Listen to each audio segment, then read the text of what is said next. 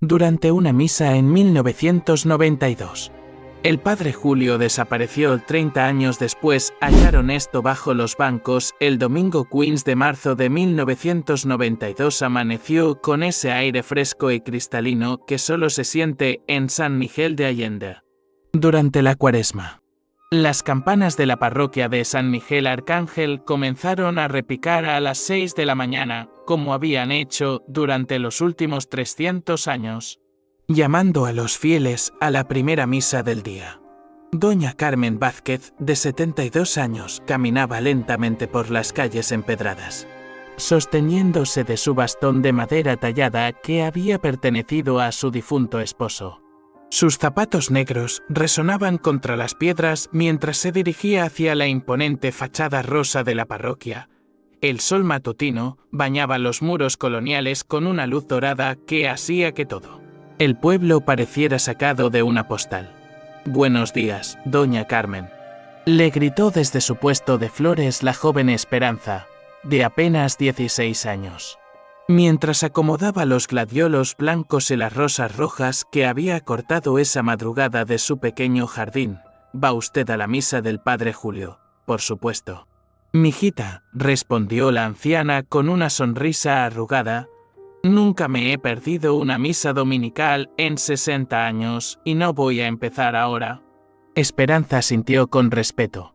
Todo el pueblo conocía la devoción inquebrantable de doña Carmen, pero más que eso, todos sabían que tenía una razón muy personal para asistir religiosamente a cada celebración del padre Julio Herrera. El padre Julio había llegado a San Miguel de Allende 3 años atrás, en 1989, como un joven sacerdote de 35 años con ojos profundos y una sonrisa que iluminaba incluso los corazones más endurecidos. Venía de la Ciudad de México, donde había trabajado en las colonias más pobres, alimentando a los hambrientos y consolando a los desesperanzados. Su nombramiento en San Miguel había sido una bendición para la comunidad, que había sufrido años de abandono espiritual bajo el cuidado de un párroco anterior que apenas podía completar las misas debido a su avanzada edad y deteriorada salud. Desde su llegada, el padre Julio había transformado no solo la parroquia, sino toda la dinámica social del pueblo. Organizaba grupos de oración para las mujeres, clases de catecismo para los niños y talleres de carpintería para los hombres desempleados. Su casa siempre estaba abierta para quien necesitara consejo, comida o simplemente alguien que lo escuchara sin juzgar. Pero había algo más en el padre Julio que atraía a la gente como mariposas a la luz. Era su manera de mirar, como si pudiera ver directamente el alma de las personas. Cuando hablaba desde el púlpito, su voz resonaba con una convicción que hacía que incluso los más escépticos se sintieran conmovidos. Y cuando consolaba a los afligidos, sus palabras tenían el poder de sanar heridas que habían permanecido abiertas durante años. Doña Carmen tenía una razón especial para admirar al padre Julio. Su nieto Miguel, de 15 años, había caído en las drogas y la delincuencia después de la muerte de su padre en un accidente laboral. El muchacho había comenzado a robar, a faltar a la escuela, y había empezado a juntarse con los pandilleros que merodeaban por las afueras del pueblo. La familia había perdido toda esperanza cuando el padre Julio llegó a sus vidas. Una tarde de octubre de 1991. Miguel había sido arrestado por robar dinero de la tienda de don Esteban. Cuando doña Carmen fue a suplicar al tendero que no presentara cargos, se encontró con que el padre Julio ya estaba allí, hablando tranquilamente con don Esteban y con el joven Miguel. «Señora Carmen», le había dicho el padre Julio esa tarde, «Miguel no necesita castigo, necesita propósito. Déjemelo a mí». Y de alguna manera, milagrosamente, el padre Julio había logrado lo que nadie más pudo hacer. Miguel comenzó a acompañarlo en sus visitas a los enfermos, ayudándolo a cargar las cajas de comida para las familias necesitadas. Poco a poco, el muchacho había encontrado su camino de regreso a la luz, ahora apenas 5 meses después. Miguel era uno de los monaguillos más dedicados de la parroquia y había vuelto a la escuela con calificaciones excelentes. Por eso doña Carmen nunca se perdía una misa. No era solo devoción religiosa, era gratitud profunda hacia el hombre que había salvado a su nieto de un futuro sombrío. Mientras caminaba hacia la iglesia esa mañana de marzo, doña Carmen notó que había más gente de lo usual dirigiéndose hacia la parroquia. Las familias enteras caminaban por las calles empedradas, vestidas con sus mejores ropas dominicales.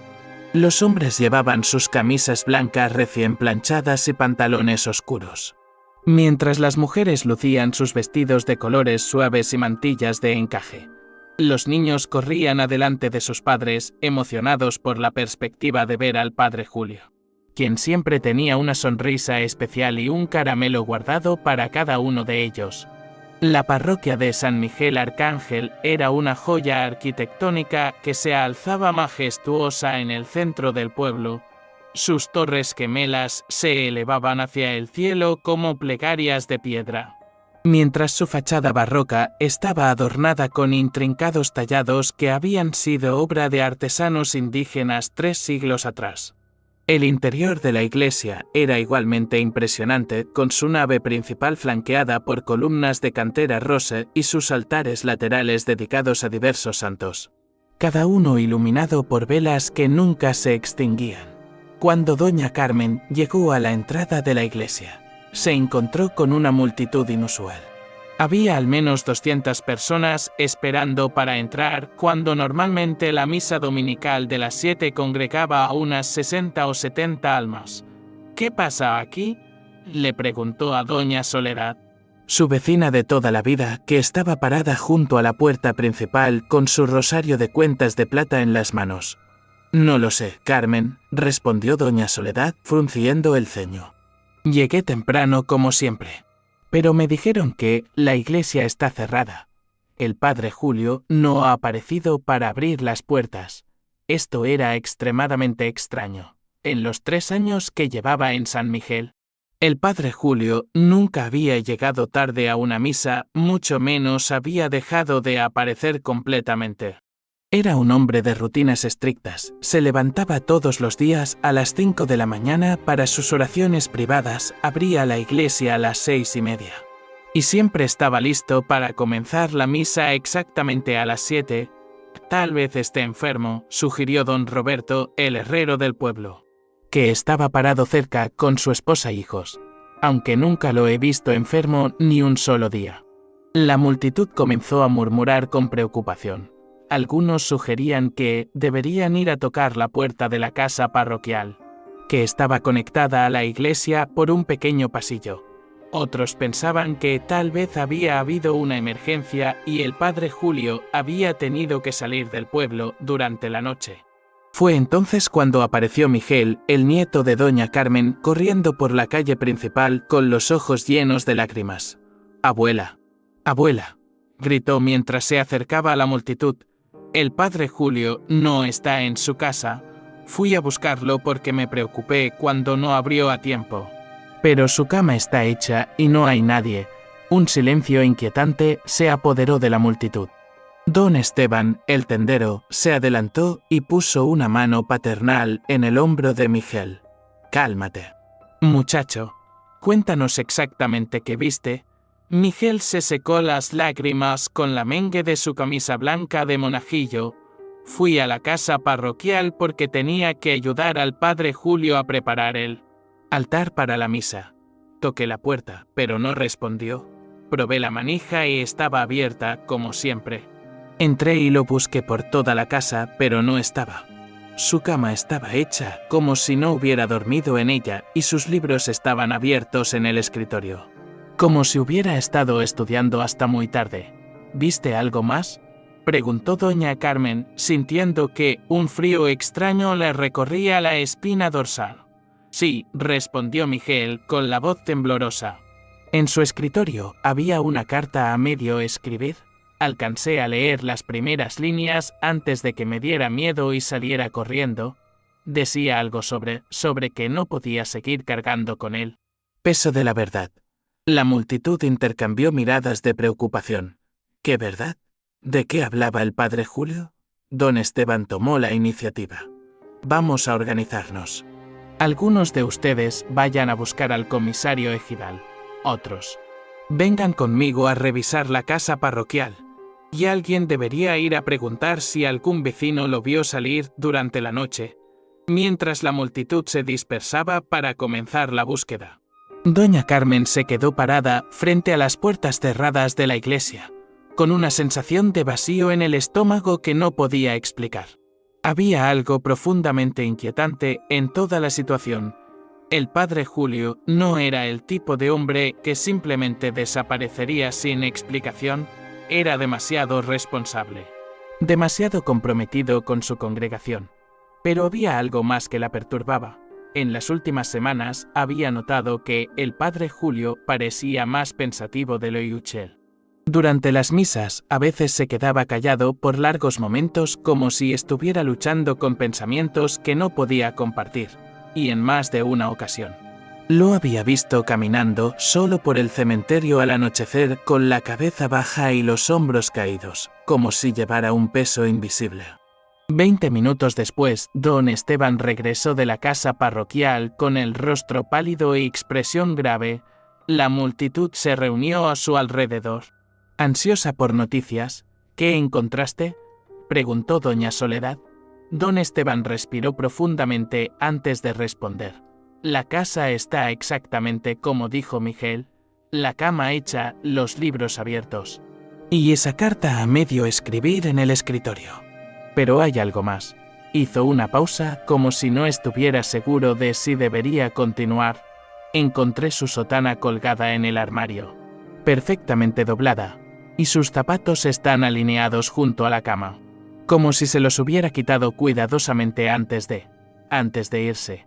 ¿Irse a dónde?, preguntó alguien de la multitud. No lo sé, respondió don Esteban.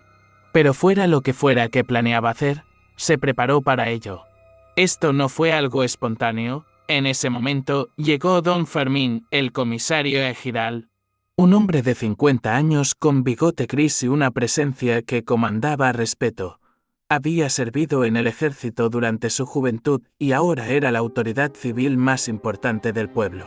¿Qué está pasando aquí?, preguntó con voz firme. Don Esteban le explicó rápidamente la situación. Don Fermín escuchó atentamente, haciendo preguntas específicas sobre los detalles que habían encontrado en la casa parroquial. Necesito ver esa carta, dijo finalmente. Quiero hablar con cualquiera que haya visto al padre Julio ayer en la noche. Mientras don Fermín se dirigía hacia la casa parroquial, una voz desde el fondo de la multitud gritó: «Esperen, yo vi algo anoche». Todas las cabezas se volvieron hacia la voz. Era doña Esperanza, la madre de la joven que vendía flores. Una mujer de unos 40 años que vivía en una casa que daba directamente a la plaza principal. ¿Qué viste, Esperanza?, preguntó don Fermín. Anoche, como a las 11. Me desperté porque mi bebé estaba llorando. Fui a la ventana para cerrar las cortinas y vi una luz moviéndose en la iglesia. Pensé que era el padre Julio haciendo sus oraciones nocturnas, como a veces hace. Pero la luz se movía de manera extraña, como si alguien estuviera buscando algo. ¿Viste a alguien?, insistió don Fermín, no claramente, pero sí vi una sombra que parecía ser del padre Julio. Después, como a las 11:30, vi que salía de la iglesia y caminaba hacia el cementerio. No regresó por el tiempo que estuve despierta. El cementerio. Doña Carmen sintió que se le erizaba la piel. Había visto al padre Julio caminar hacia ella varias veces en las últimas semanas, siempre solo, siempre con esa expresión preocupada que había comenzado a notar. Don Fermín organizó rápidamente un grupo de búsqueda. Vamos a revisar el cementerio y después expandiremos la búsqueda a todo el pueblo y sus alrededores. Mientras tanto, alguien necesita ir a Guanajuato para informar a las autoridades estatales y al obispado, pero antes de que pudieran moverse, sucedió algo completamente inesperado. Las campanas de la iglesia comenzaron a sonar.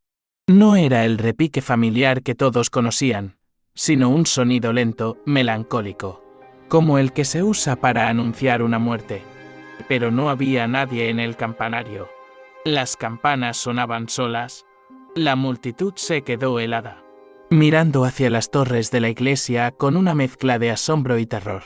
¿Cómo podían estar sonando las campanas si no había nadie para hacerlas sonar? ¿Las llaves?, gritó don Esteban de repente. Necesitamos las llaves de la iglesia. Miguel, que había estado parado junto a su abuela, se adelantó tímidamente. Yo sé dónde las guarda el padre Julio. Me las ha dado varias veces para que abra temprano cuando él está ocupado. Corrió hacia la casa parroquial y regresó momentos después con un juego de llaves antiguas de hierro forjado. Con manos temblorosas, abrió las pesadas puertas de madera de la iglesia. Lo que encontraron adentro los dejó sin palabras. La iglesia estaba exactamente como siempre, excepto por un detalle que hizo que varios de los presentes se santiguaran inmediatamente. Todas las velas estaban encendidas. Cada vela en cada altar lateral, cada vela votiva, cada cirio del altar principal ardía con una llama firme y brillante, como si alguien las hubiera encendido meticulosamente una por una.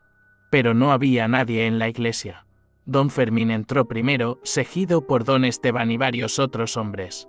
Sus pasos resonaron en el espacio sagrado mientras inspeccionaban cada rincón, cada confesionario, cada altar lateral. Aquí, gritó una voz desde el altar principal. Era don Roberto, el herrero, que había encontrado algo en el suelo detrás del altar. Se agachó y recogió lo que parecía ser una pequeña cruz de plata, la misma que el padre Julio siempre llevaba colgada al cuello. Es suya, confirmó Miguel con voz temblorosa. Nunca se la quita. Dice que se la dio su madre cuando fue ordenado sacerdote. Pero había algo más. En el altar principal, donde normalmente se colocaba el cáliz y la patena para la misa, había un sobremanila con el nombre para mi congregación escrito en la inconfundible caligrafía del padre Julio.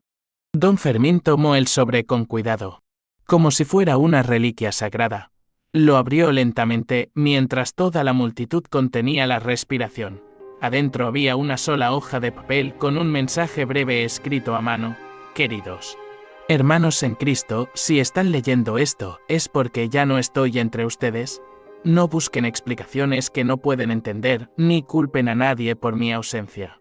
Hay secretos que son demasiado pesados para ser compartidos, y verdades que pueden destruir más de lo que pueden sanar. He dedicado mi vida a servir a Dios y a ustedes, pero he llegado a un punto donde ya no puedo continuar llevando la carga de lo que sé. Mi desaparición no es un abandono, sino un acto de amor hacia esta comunidad que tanto amo. Cuiden unos de otros, mantengan viva su fe. Y recuerden que, sin importar lo que pase, Dios siempre está con ustedes, incluso cuando sus servidores no pueden estar. Con todo mi amor y mis oraciones. Padre Julio Herrera. El silencio que siguió a la lectura de la carta fue profundo y perturbador. ¿Qué secretos? ¿Qué verdades? ¿Qué había llevado a un hombre tan dedicado y aparentemente en paz consigo mismo a tomar una decisión tan drástica? Doña Carmen se sintió mareada y tuvo que sostenerse del brazo de su nieto. Todo esto le parecía imposible, como una pesadilla de la que no podía despertar. Abuela, le susurró Miguel al oído. Hay algo más que no les dije a los demás. ¿Qué cosa, mijo? Cuando estuve en la casa del padre Julio esta mañana, no solo vi la carta a medio escribir. También vi que había sacado una caja de metal de debajo de su cama. Estaba abierta y vacía, pero pude ver que tenía polvo alrededor, como si hubiera estado guardada durante mucho tiempo. Antes de que doña Carmen pudiera responder, las campanas dejaron de sonar tan abruptamente como habían comenzado. El silencio que siguió fue aún más perturbador que el sonido mismo. Don Fermín dobló cuidadosamente la carta y se dirigió a la congregación. Vamos a continuar con la búsqueda, pero también vamos a reportar esto a las autoridades superiores. Mientras tanto, pido que mantengan la calma y que no especulen sobre lo que pudo haber pasado. Pero la especulación era inevitable. mientras la multitud se dispersaba lentamente. Los susurros comenzaron a circular como viento entre las calles empedradas. Dicen que el padre Julio tenía un pasado oscuro en la Ciudad de México. Mi prima, que trabaja en la presidencia municipal, dice que llegaron preguntas sobre él hace unas semanas. ¿Y si no era realmente un sacerdote? ¿Y si era un impostor? ¿Habrán descubierto algo terrible sobre él? Doña Carmen caminó lentamente de regreso a su casa, con Miguel a su lado. Su mente daba vueltas tratando de entender lo que había pasado. El padre Julio que ella conocía era un hombre santo, dedicado, que había transformado las vidas de docenas de personas en el pueblo. No podía creer que estuviera involucrado en algo turbio. Pero entonces recordó las caminatas nocturnas al cementerio, las miradas preocupadas, los momentos de silencio durante las misas. Tal vez había señales que no había querido ver. Esa noche, San Miguel de Allende se durmió con el peso de un misterio que parecía no tener solución. Las puertas de la iglesia permanecieron cerradas y por primera vez en décadas. No hubo misa dominical en la parroquia de San Miguel Arcángel. Pero lo que nadie sabía esa noche era que la desaparición del padre Julio era solo el comienzo de una historia mucho más compleja y perturbadora. Los secretos que había mencionado en su carta estaban enterrados profundamente en los cimientos mismos del pueblo. Y la verdad que no se atrevía a revelar tenía el poder de cambiar para siempre la forma en que la gente de San Miguel veía su pasado, su presente y su futuro. En su pequeña casa, al final de la calle Aldama, doña Carmen se quedó despierta hasta muy entrada la noche, mirando por la ventana hacia las torres silenciosas de la iglesia, preguntándose si alguna vez volvería a ver al hombre que había salvado a su nieto y que había tocado tantas vidas con su bondad aparentemente infinita. No tenía forma de saber que la respuesta a esa pregunta la esperaba 30 años en el futuro, escondida bajo los bancos de madera donde ella se había sentado fielmente cada domingo, guardando secretos que podrían explicar no solo la desaparición del padre Julio, sino también los misterios más profundos del pueblo que había llamado hogar durante toda su vida. 30 años después, el 15 de marzo de 2022, San Miguel de Allende había cambiado considerablemente, las calles empedradas seguían siendo las mismas. Pero ahora estaban llenas de turistas extranjeros que paseaban con cámaras colgadas al cuello, admirando la arquitectura colonial que había convertido al pueblo en patrimonio de la humanidad. Los pequeños negocios familiares habían sido reemplazados en gran parte por galerías de arte, restaurantes gourmet y boutiques que vendían artesanías a precios que los lugareños no podían permitirse. La parroquia de San Miguel Arcángel seguía siendo el corazón del pueblo, pero ahora compartía su protagonismo con hoteles de lujo y casas coloniales restauradas que servían como residencias de fin de semana para jubilados estadounidenses y canadienses. El pueblo había prosperado económicamente, pero muchos de los habitantes originales sentían que había perdido algo de su alma en el proceso.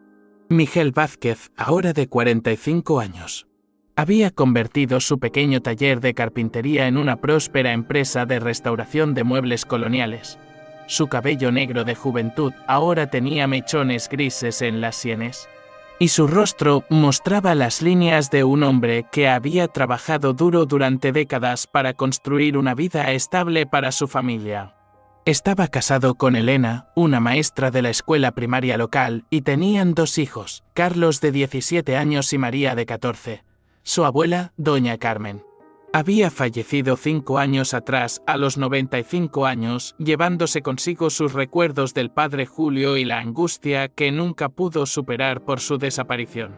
Hasta el día de su muerte, había mantenido la esperanza de que algún día se revelaría la verdad sobre lo que había pasado con el sacerdote que había cambiado su vida y la de su nieto.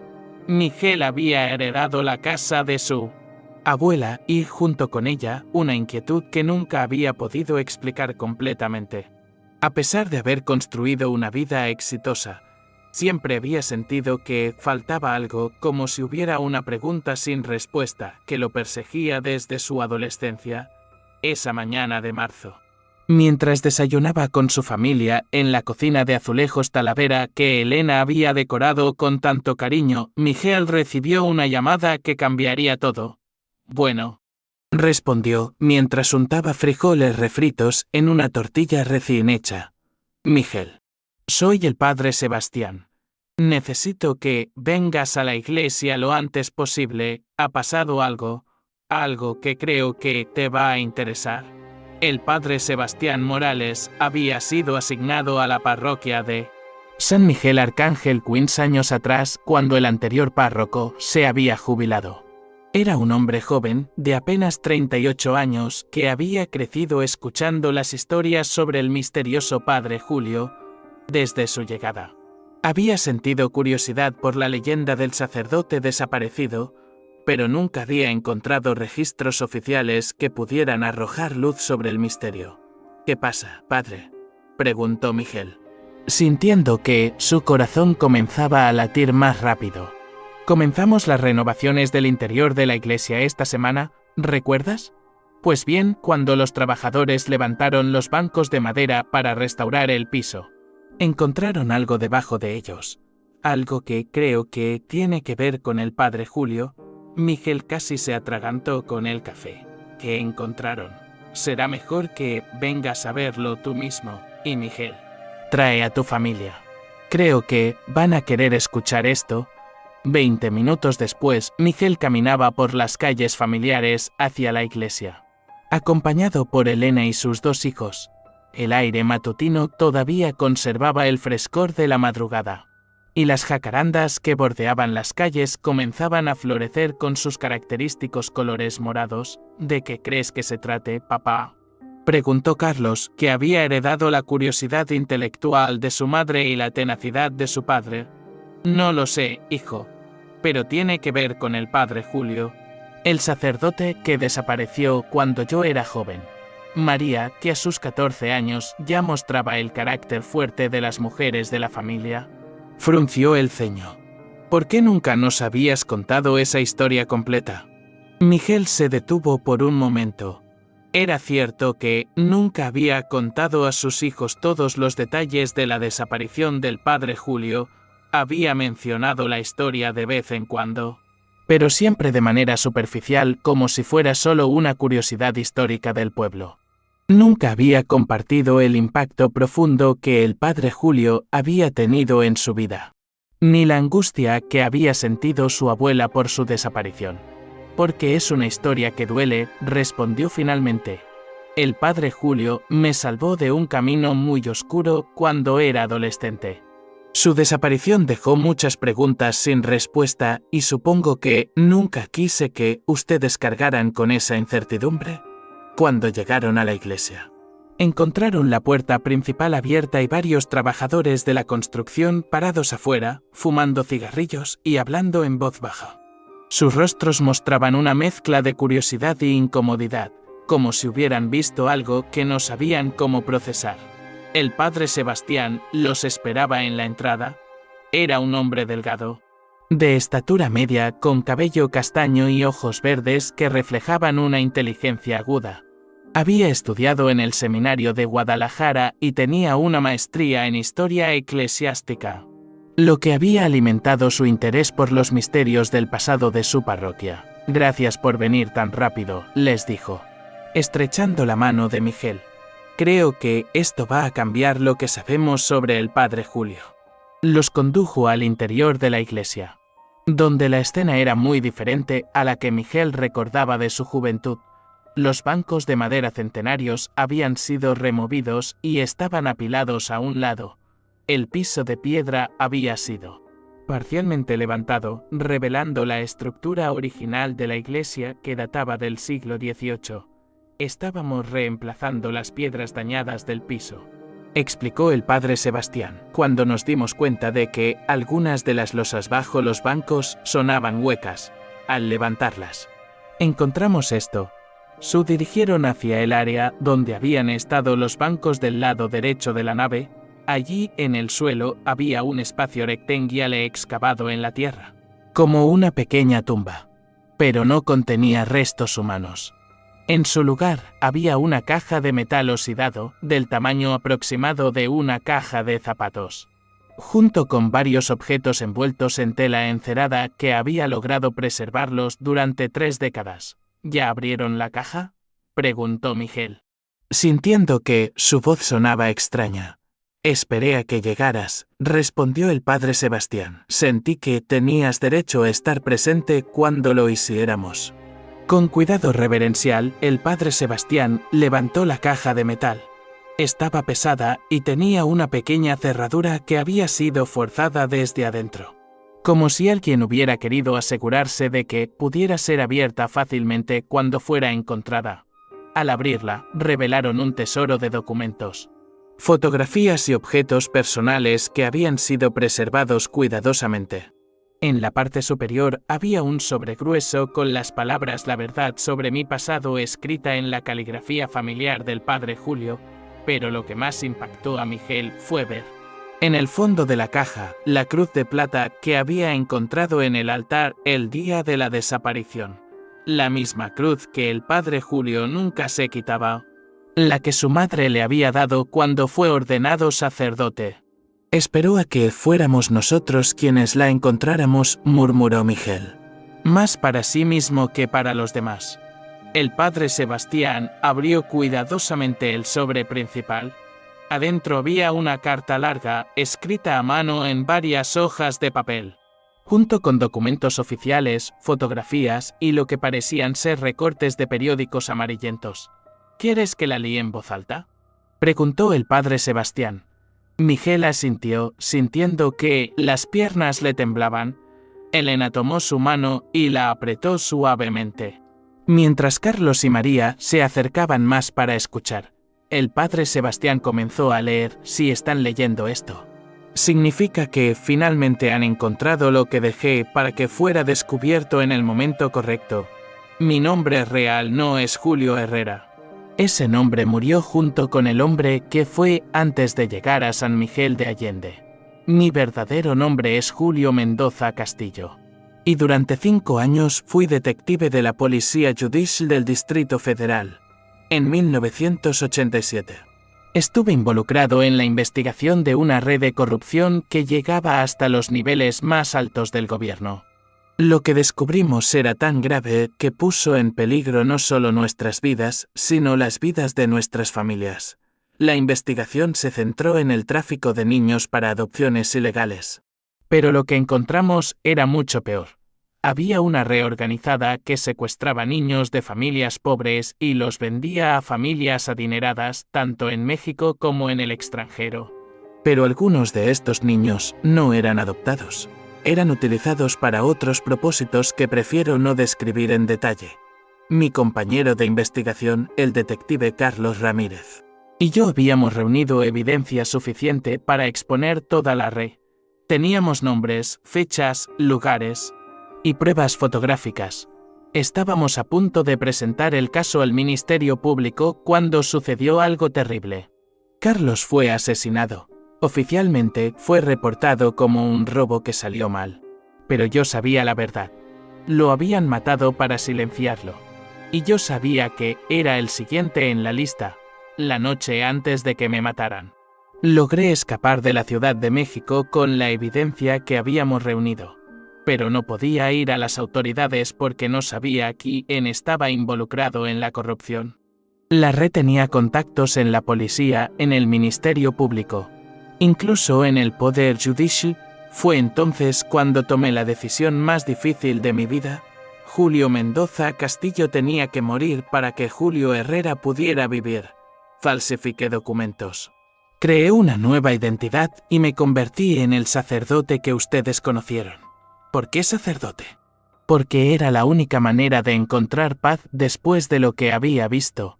Necesitaba dedicar mi vida a hacer el bien, a compensar de alguna manera por todas las tragedias que no pude prevenir, y necesitaba un lugar donde pudiera esconderme a plena vista, donde nadie cuestionara mi pasado. Los años que pasé en San Miguel fueron los más felices de mi vida. Finalmente había encontrado un propósito que iba más allá de mi propia supervivencia: ayudar a Miguel a salir de las drogas. consolar a las familias en duelo, celebrar bodas y bautizos. Todo eso me dio una paz que nunca había conocido como detective. Pero la paz no duró para siempre. En febrero de 1992 recibí una visita que cambió todo. Un hombre llegó a San Miguel preguntando por mí, pero no por el padre Julio, preguntaba por Julio Mendoza Castillo. Había encontrado mi rastro después de 5 años. No era un sicario, era algo peor. Era el padre de uno de los niños que habían desaparecido en la red que Carlos y yo habíamos investigado. Su hija, una niña de 7 años llamada Patricia, había sido secuestrada en 1986. Había pasado 6 años buscándola, siguiendo pistas falsas y callejones sin salida. Hasta que, finalmente, había encontrado evidencia de que yo había estado involucrado en la investigación de su caso. Su nombre era Esteban Morales, y había dedicado su vida a buscar a su hija. Cuando me encontró, no venía a matarme, venía a suplicarme que le dijera qué había pasado con Patricia. Esa noche, en la sacristía de la iglesia, le conté todo lo que sabía. Le mostré las fotografías que había guardado, los documentos que probaban la existencia de la red, y los nombres de las personas involucradas. Pero no pude darle lo que más quería, no pude decirle si su hija seguía viva. Esteban lloró esa noche como nunca he visto llorar a un hombre. 6 años de búsqueda, 6 años de esperanza. Y yo no podía darle respuestas. Lo único que pude hacer fue prometerle que haría todo lo posible para ayudarlo a encontrar la verdad. Pero había un problema. Si Esteban seguía investigando, si comenzaba a hacer preguntas basándose en la información que yo le había dado, la red se daría cuenta de que yo seguía vivo. Y esta vez no solo me matarían a mí. Matarían a todos los que habían tenido contacto conmigo. Eso incluía a cada persona en San Miguel de Allende que había llegado a amar como familia. Fue entonces cuando tomé la decisión final. Julio Herrera también tenía que morir. Pero antes de irme, tenía que hacer una última cosa. Tenía que asegurarme de que la verdad pudiera ser conocida algún día cuando fuera seguro hacerlo. Por eso dejé esta caja enterrada bajo los bancos de la iglesia, en el lugar exacto donde doña Carmen se sentaba cada domingo. Sabía que, eventualmente, cuando el tiempo fuera correcto, alguien la encontraría. En esta caja están todos los documentos y fotografías que Carlos y yo reunimos durante nuestra investigación. Están los nombres de los miembros de la red, las direcciones de los lugares donde mantenían a los niños, y las pruebas de la corrupción gubernamental que permitía que todo esto sucediera. También está la información sobre Patricia Morales y los otros niños desaparecidos. Tal vez ya sea demasiado tarde para salvar a algunos de ellos, pero tal vez no sea demasiado tarde para otros. Esteban Morales se fue de San Miguel esa noche con la promesa de que esperaría. Le dije que algún día, cuando fuera seguro, la verdad saldría a la luz. Le pedí que no hiciera nada que pudiera poner en peligro a la gente inocente de este pueblo que había llegado a amar. No sé si mantuvo esa promesa. No sé si sigue vivo. Pero sé que, si ustedes están leyendo esto, significa que ha llegado el momento de que la verdad sea conocida. Mi desaparición no fue un acto de cobardía. Fue un acto de amor hacia una comunidad que me había dado más de lo que yo jamás podré devolverle. Preferí llevarme mis secretos a la tumba antes que poner en peligro a personas inocentes.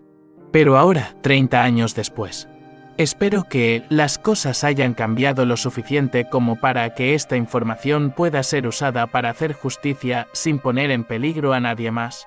Si Miguel está leyendo esto, quiero que sepas que salvarte de las drogas fue el acto más importante de mi vida como sacerdote. Verte convertirte en un hombre bueno y honorable me dio la paz que necesitaba para tomar la decisión final. Cuiden unos de otros. Busquen la justicia, pero no busquen venganza. Y recuerden que, sin importar lo que descubran sobre mi pasado, el amor que compartimos fue real. Con todo mi amor y mis oraciones eternas, Julio Mendoza Castillo, también conocido como el Padre Julio Herrera. El silencio que siguió a la lectura de la carta fue profundo y abrumador. Miguel sintió que el mundo giraba a su alrededor. Todo lo que había creído sobre el padre Julio era cierto. Pero también había una realidad completamente diferente que nunca había imaginado. Elena fue la primera en hablar. Esto significa que el padre Julio era realmente un detective encubierto. Significa que era un hombre que sacrificó todo para proteger a los demás, respondió Miguel con voz ronca, incluyendo a nosotros. Carlos, que había estado escuchando con los ojos muy abiertos, preguntó: «Papá, ¿tú crees que la red de la que habla sigue existiendo?». Era una pregunta que Miguel no estaba seguro de querer responder. Pero antes de que pudiera hacerlo, el padre Sebastián levantó uno de los otros objetos de la caja. Una fotografía en blanco y negro que mostraba a un hombre de unos 40 años parado junto a una niña pequeña. «Creo que este es Esteban Morales y su hija Patricia», dijo suavemente. Miguel tomó la fotografía y la estudió cuidadosamente. El hombre tenía un rostro amable, pero marcado por la preocupación. Y la niña sonreía con esa inocencia característica de los niños que aún no conocen el mal del mundo. «30 años», murmuró Miguel. «Si ella sigue viva, ahora sería una mujer de 37 años. Y si su padre sigue vivo», añadió Elena, «todavía estaría buscándola». Fue en ese momento cuando Miguel tomó una decisión que cambiaría no solo su vida, sino potencialmente las vidas de muchas otras personas. «Vamos a encontrarlo», dijo con determinación. «Vamos a encontrar a Esteban Morales. Y vamos a ayudarlo a encontrar a su hija».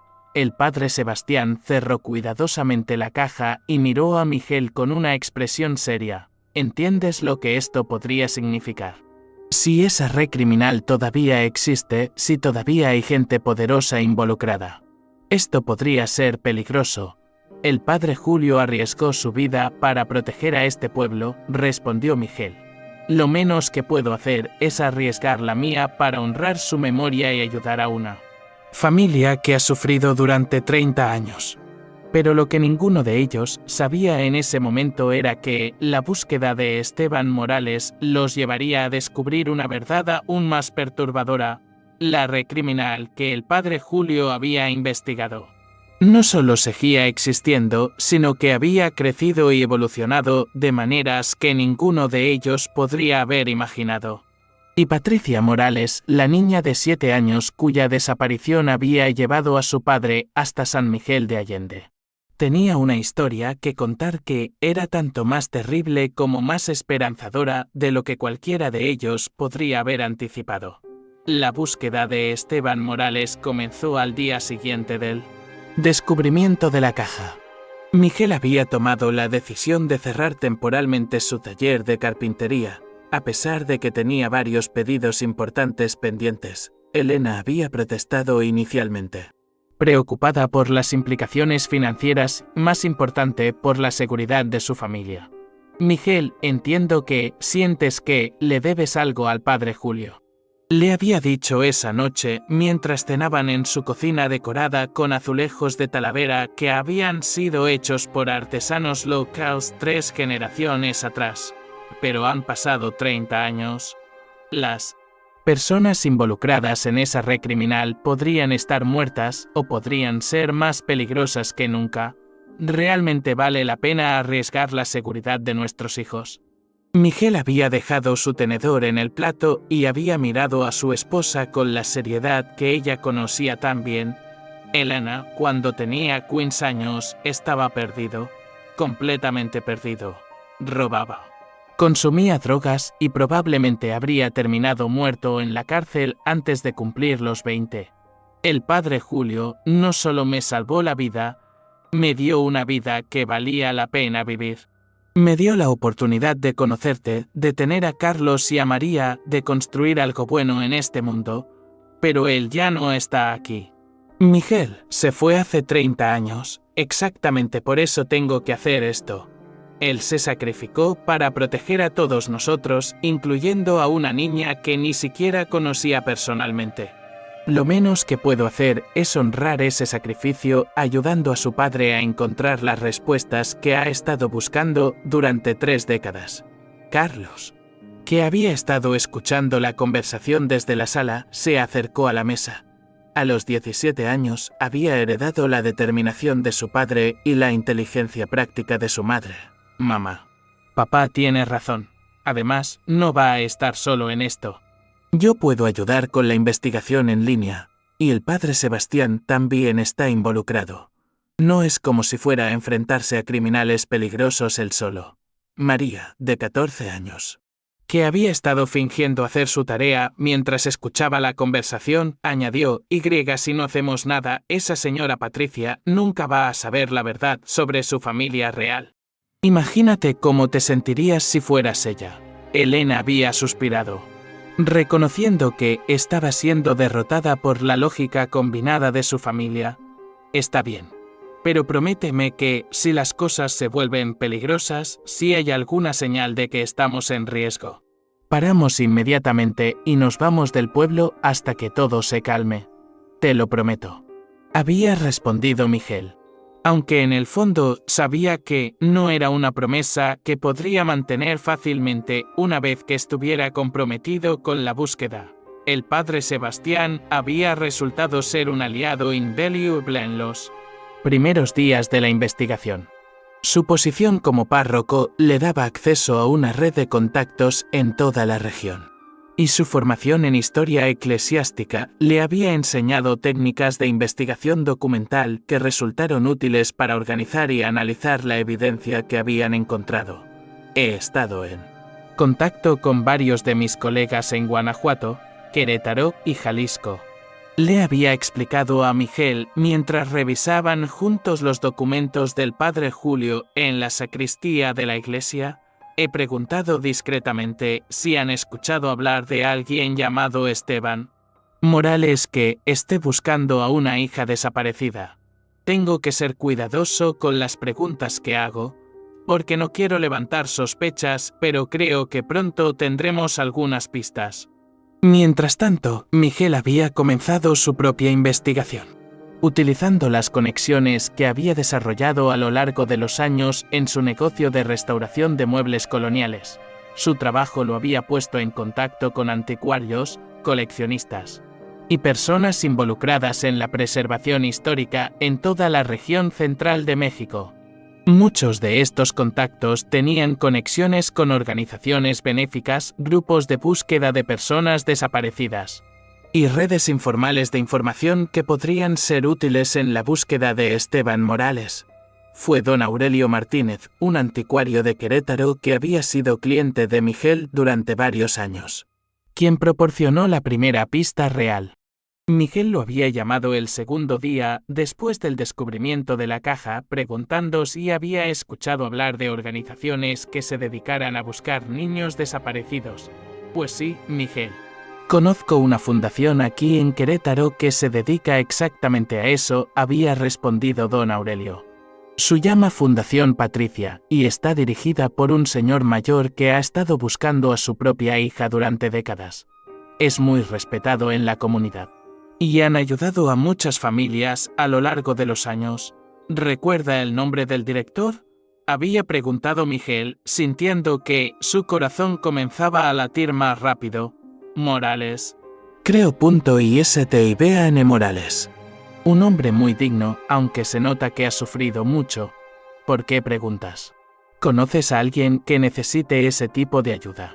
Miguel había inventado una historia sobre un conocido que estaba buscando a un familiar. Pero había terminado la llamada lo más rápido posible para poder compartir la información con el padre Sebastián y su familia. Esa noche, Carlos había tomado la iniciativa de buscar información en línea sobre la Fundación Patricia. Como muchos jóvenes de su generación, tenía habilidades tecnológicas que sus padres apenas comprendían y había logrado encontrar no solo el sitio web oficial de la fundación, sino también artículos de periódicos, entrevistas y referencias en redes sociales que pintaban un retrato completo de la organización y su fundador. «Papá, tienes que ver esto», había dicho Carlos, llamando a Miguel a su computadora portátil después de cenar. Encontré muchísima información sobre Esteban Morales y su fundación. En la pantalla había un artículo del periódico local de Querétaro, fechado en 2018 con el titular Fundación Patricia, 25 años buscando a los niños desaparecidos de México. El artículo incluía una fotografía de Esteban Morales, claramente mayor que en la foto que habían encontrado en la caja del padre Julio, pero indudablemente la misma persona. Miguel había leído el artículo completo, absorbiendo cada detalle sobre la vida de Esteban Morales en los años posteriores a su encuentro con el padre Julio. Según el artículo, había fundado la organización en 1995, 3 años después de la desaparición del padre Julio. Y desde entonces había dedicado su vida completa a ayudar a familias que habían perdido hijos por secuestro o desaparición. Dice que la fundación ha ayudado a resolver más de 100 casos, había observado Carlos Y, que han reunido a decenas de familias. Pero también dice que él nunca ha encontrado a su propia hija. Mira esto, papá, había añadido Carlos. Abriendo otra pestaña en su navegador, encontré una entrevista que le hicieron en 2020 para un programa de televisión sobre niños desaparecidos. Dice que, a pesar de todos los casos que ha resuelto, para otras familias sigue sin tener respuestas sobre lo que le pasó a Patricia. Miguel había visto parte de la entrevista en línea, observando al anciano Esteban Morales hablar con una dignidad tranquila sobre su búsqueda de 30 años. Era evidente que el dolor de la pérdida seguía siendo tan agudo como el primer día. Pero también era claro que había encontrado propósito y algo de paz en ayudar a otros que estaban pasando por la misma experiencia. Voy a ir a Querétaro mañana, había decidido Miguel, necesito hablar con él en persona. Esto no es algo que se pueda discutir por teléfono. Elena había insistido en acompañarlo. Pero Miguel había preferido ir solo la primera vez, si esto resulta ser lo que creemos que es. Va a ser una conversación muy emocional. Creo que será mejor si no hay mucha gente presente la primera vez. A las 6 de la mañana del día siguiente, Miguel se había subido a su camioneta pick-up Ford azul, que había comprado usada 5 años atrás y que había sido su compañera fiel en innumerables viajes para recoger muebles antiguos que necesitaban restauración. El viaje a Querétaro normalmente tomaba 2 horas, pero Miguel había manejado lentamente, usando el tiempo para pensar en cómo iba a abordar la conversación con Esteban Morales. ¿Cómo empezaba una conversación así? ¿Cómo le explicaba a un hombre que había pasado 30 años buscando a su hija que tenía nueva información sobre su caso? ¿Cómo le contaba sobre la verdadera identidad del padre Julio sin sonar como si estuviera inventando una historia increíble? La Fundación Patricia estaba ubicada en una casa colonial restaurada en el centro histórico de Querétaro, en una calle tranquila a pocas cuadras de la plaza principal. Era un edificio de 2 pisos pintado de amarillo claro, con ventanas de hierro forjado y una puerta de madera maciza que había sido restaurada con el cuidado que Miguel reconocía como el trabajo de un artesano experto. Un pequeño letrero de bronce junto a la puerta identificaba el lugar como Fundación Patricia de Esperanza para las Familias. A través de las ventanas del primer piso, Miguel podía ver oficinas con escritorios llenos de papeles, computadoras y las paredes cubiertas con fotografías de niños. Había varias personas trabajando adentro, algunas jóvenes, otras de mediana edad, todas con la expresión seria de quienes se dedican a trabajo importante y difícil. Cuando Miguel tocó la puerta, fue recibido por una mujer de unos 50 años, con cabello castaño recogido en un moño profesional y ojos que reflejaban tanto amabilidad como cansancio. Llevaba una blusa blanca sencilla y una falda azul marino, y tenía la apariencia de alguien que había aprendido a ser fuerte en situaciones difíciles. «Buenos días», dijo la mujer con una sonrisa cordial. «¿En qué podemos ayudarlo?» «Buenos días.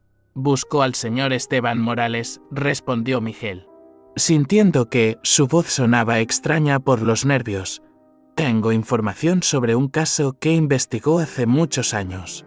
La expresión de la mujer cambió inmediatamente, volviéndose más seria y atenta. En su trabajo, estaba acostumbrada a recibir visitantes que traían información sobre casos antiguos. Pero algo en la manera de hablar de Miguel le hizo sentir que esta visita podría ser diferente. ¿Qué tipo de información?, preguntó cuidadosamente. Miguel había ensayado esta parte del discurso durante el viaje. Es sobre su hija Patricia y sobre un detective llamado Julio Mendoza Castillo que estuvo involucrado en la investigación original de su desaparición. El rostro de la mujer se transformó completamente. Sus ojos se abrieron de par en par y Miguel pudo ver que reconocía el nombre inmediatamente. «Espere aquí, por favor», dijo con una voz que temblaba ligeramente. «Voy a buscar al señor Morales inmediatamente». Miguel se quedó parado en la recepción mirando las fotografías que cubrían las paredes. Eran cientos de imágenes de niños de todas las edades, desde bebés hasta adolescentes. Algunos estaban sonriendo en fotos familiares felices, otros en fotos escolares formales, y algunos en imágenes que claramente habían sido tomadas en circunstancias menos ideales. Cada fotografía tenía una pequeña placa con el nombre del niño, la fecha de desaparición y, en algunos casos, la fecha de reencuentro con su familia. Unos minutos después, apareció Esteban Morales. A los 78 años, era físicamente frágil pero mentalmente alerta. Caminaba con la ayuda de un bastón de madera oscura. Y su cabello blanco estaba perfectamente peinado hacia atrás. Vestía un traje gris bien planchado, una camisa blanca y una corbata azul marino. Como si cada día fuera una ocasión formal. Pero lo que más impresionó a Miguel fueron sus ojos. Conservaban la misma intensidad penetrante que había visto en la fotografía de 30 años atrás. ¿Usted es quien mencionó a Julio Mendoza?, preguntó Esteban, su voz temblando ligeramente, pero con una claridad que indicaba que su mente seguía siendo tan aguda como siempre. Sí, señor, pero creo que es mejor que hablemos en privado. Es una historia larga y muy complicada. Esteban lo estudió durante un momento, como si estuviera tratando de evaluar si Miguel era genuino o si era otra de las muchas personas que a lo largo de los años habían venido con información falsa o esperanzas vanas. Finalmente, asintió. «Venga conmigo a mi oficina». La oficina de Esteban Morales era un testimonio de 30 años de búsqueda obsesiva. Las paredes estaban cubiertas con mapas de México y partes de Estados Unidos, marcados con cientos de alfileres de colores diferentes. Había archivadores que llegaban hasta el techo, llenos de carpetas organizadas meticulosamente. El escritorio estaba cubierto de pilas de papeles, pero organizadas de manera que sugería que Esteban sabía exactamente dónde estaba cada documento. En el centro de la pared principal estaba una fotografía ampliada de Patricia, la misma imagen que Miguel había visto en la caja del padre Julio, pero impresa en un tamaño mucho mayor y enmarcada con vidrio antirreflejo que la protegía del paso del tiempo. Al lado de esta fotografía central había docenas de otras imágenes, Patricia en diferentes edades, progresiones de cómo podría haber lucido a los 10, 20 años. Y imágenes más recientes de cómo podría verse ahora, a los 43 años. «Siéntese, por favor», dijo Esteban, señalando una silla cómoda frente a su escritorio. ¿Cómo conoció a Julio Mendoza? Miguel respiró profundamente, sabiendo que, una vez que comenzara a contar la historia, no habría vuelta atrás. «Yo no lo conocí como Julio Mendoza. Lo conocí como el padre Julio Herrera». En San Miguel de Allende, los ojos de Esteban se abrieron de par en par. Y Miguel pudo ver que el nombre había activado inmediatamente una serie de recuerdos y conexiones en su mente. El padre Julio, el sacerdote que desapareció en 1992, él mismo. Pero no era realmente un sacerdote, señor Morales. Era Julio Mendoza Castillo, viviendo bajo una identidad falsa para esconderse de la red criminal que ustedes dos habían estado investigando. Durante los siguientes 90 minutos, Miguel contó toda la historia. Comenzó con su propia relación con el padre Julio, explicando cómo el sacerdote lo había salvado de una vida de drogas y delincuencia. describió la desaparición misteriosa durante la misa, la búsqueda infructuosa y la carta que habían encontrado. Luego, 30 años después, describió las renovaciones de la iglesia, el descubrimiento de la caja enterrada y la increíble revelación de la verdadera identidad del padre Julio. Esteban escuchó en silencio absoluto, ocasionalmente haciendo preguntas específicas para clarificar detalles, pero principalmente absorbiendo cada palabra como si fuera agua en el desierto después de décadas de sequía. Su expresión cambió varias veces durante el relato: sorpresa, reconocimiento, dolor y finalmente una especie de alivio mezclado con tristeza. Cuando Miguel terminó de contar la historia básica, Esteban se quedó callado durante varios minutos mirando la fotografía ampliada de Patricia en la pared.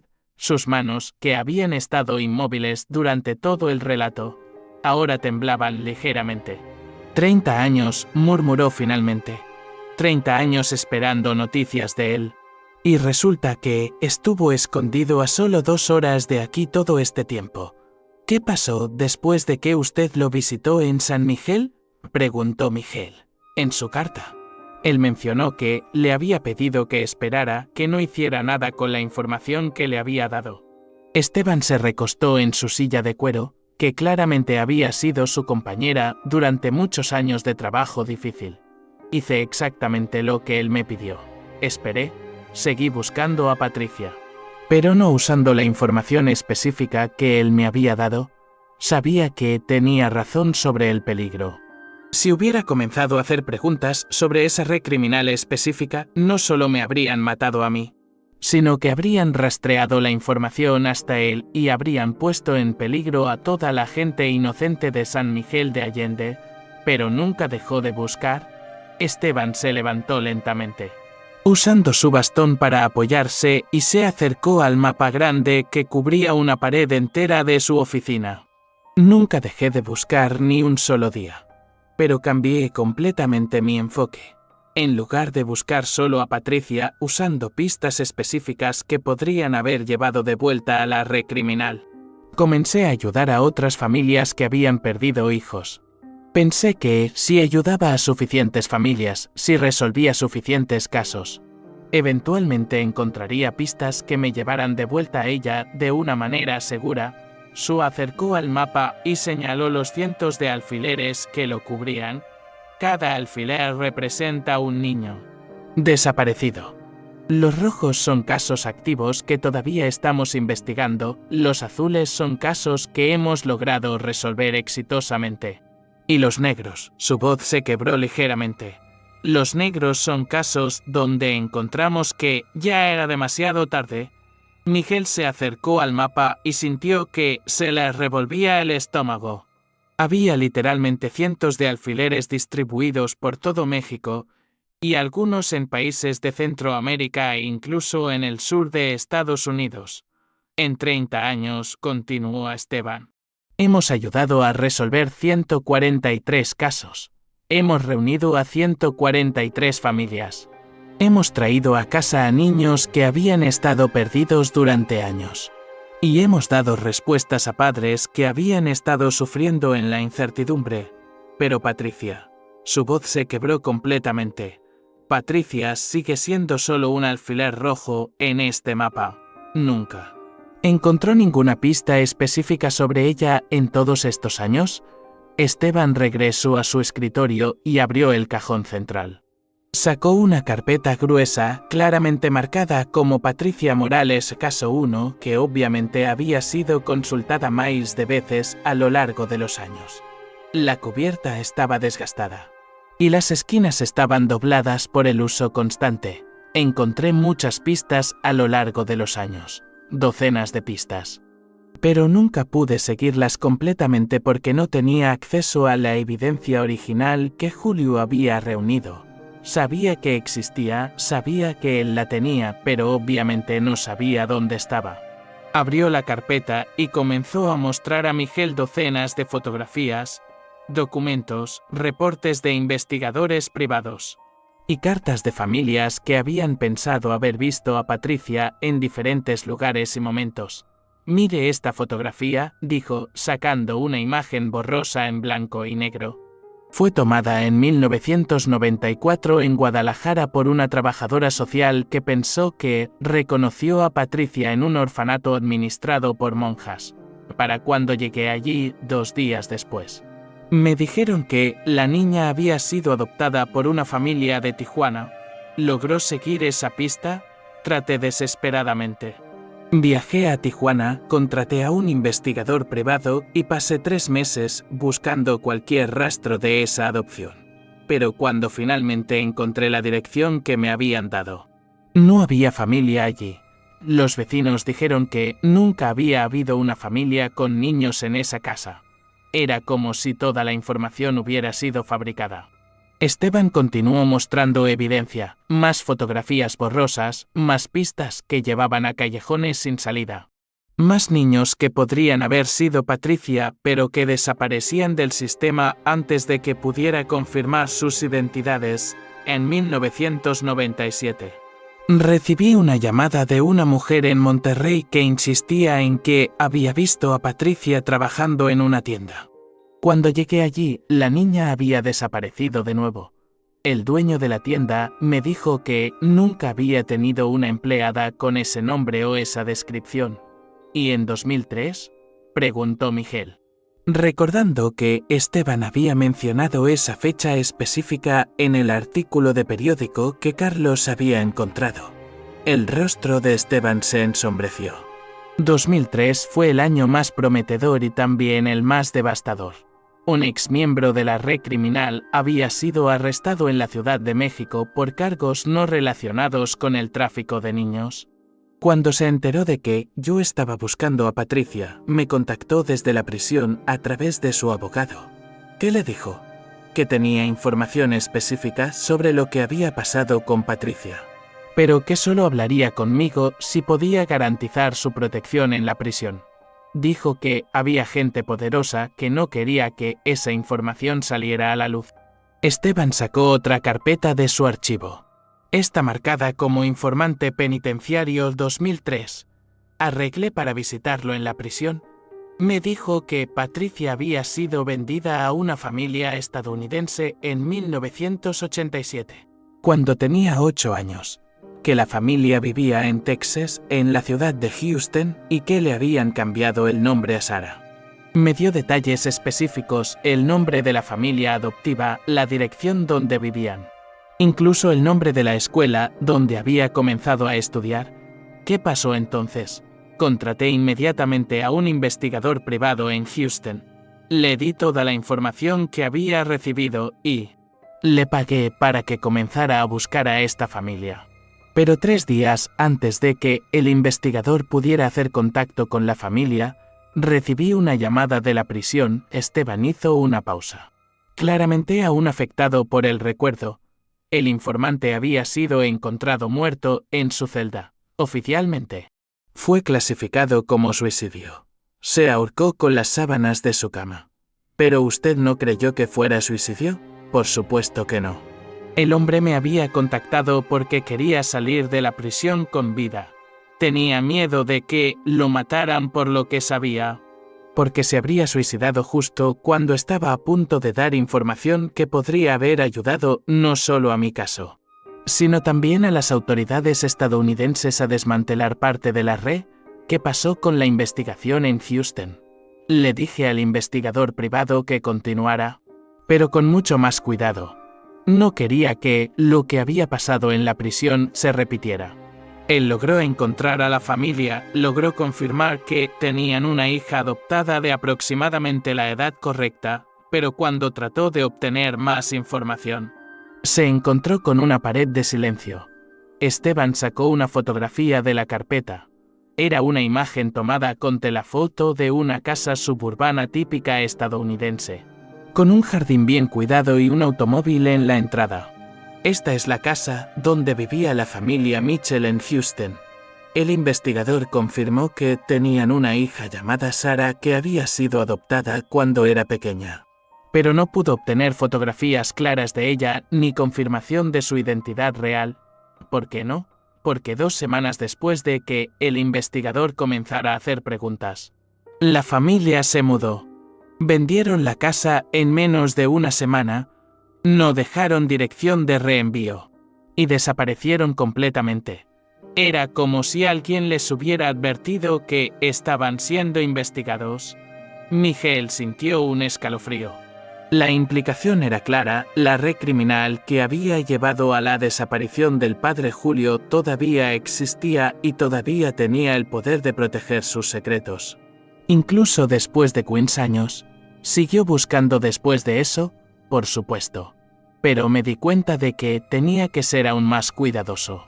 Sí había gente que estaba dispuesta a matar para proteger estos secretos si tenían el poder de hacer que familias enteras desaparecieran sin dejar rastro. Entonces tenía que encontrar una manera diferente de buscar a Patricia. ¿Y qué hizo? Enfoqué toda mi energía en la fundación. Ayudé a otras familias, resolví otros casos. Y esperé a que llegara el momento correcto. Sabía que eventualmente, de alguna manera, encontraría la información que necesitaba para localizar a Patricia de manera segura. Esteban cerró las carpetas y miró directamente a Miguel. Ahora me dice que Julio dejó toda la evidencia original de su investigación. Nombres, direcciones, fotografías, documentos oficiales. ¿Está completamente seguro de que es auténtica? Absolutamente seguro. Reconocí inmediatamente su caligrafía, los documentos tienen el aspecto y la sensación de documentos genuinos de esa época, y hay fotografías y detalles que él no podría haber falsificado. Además, hay objetos personales que lo confirman, incluyendo la cruz de plata que él siempre llevaba. Entonces necesito ver esa evidencia, necesito estudiar cada documento, cada fotografía, cada nombre. Después de 30 años, finalmente podré seguir las pistas que Julio y su compañero Carlos Ramírez habían encontrado antes de que todo saliera mal. Hay algo más que deberías saber, dijo Miguel, en su carta. Julio mencionó específicamente que había información detallada sobre Patricia y otros niños desaparecidos. Documentos que podrían indicar exactamente qué pasó con ellos, dónde fueron llevados y quién estuvo involucrado en sus casos específicos. Los ojos de Esteban se llenaron de lágrimas. La primera muestra real de emoción que había permitido durante toda la conversación. Está diciendo que, después de 30 años, finalmente podré saber qué le pasó a mi hija. Es posible.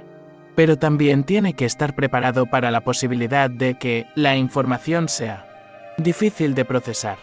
No sabemos qué encontraremos en esos documentos. Esteban asintió, secándose los ojos con un pañuelo de tela que sacó de su bolsillo. He tenido 30 años para prepararme mentalmente para cualquier respuesta.